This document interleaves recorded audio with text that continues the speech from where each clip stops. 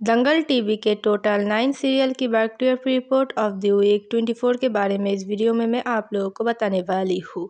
9 number position पर है दिलवाली दुल्हा ले जाएगी।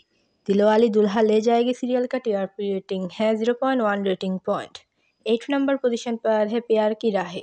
प्यार की राहें सीरियल का टीआरपी रेटिंग है 0.3 रेटिंग पॉइंट। 7 नंबर पोजीशन पर है प्राति ब्रह्मचारी। प्राति ब्रह्मचारी सीरियल का टीआरपी रेटिंग है 0.5 रेटिंग पॉइंट। 6 नंबर पोजीशन पर है लेकर हम दीवाना दिल। लेकर हम दीवाना दिल सीरियल का टीआरपी रेटिंग है 0.5 रेटिंग पॉइंट। 5 नंबर पोजीशन पर है प्रेम लीला। प्रेम लीला सीरियल का टीआरपी रेटिंग है 0.7 रेटिंग पॉइंट। 4 नंबर पोजीशन पर है गहना।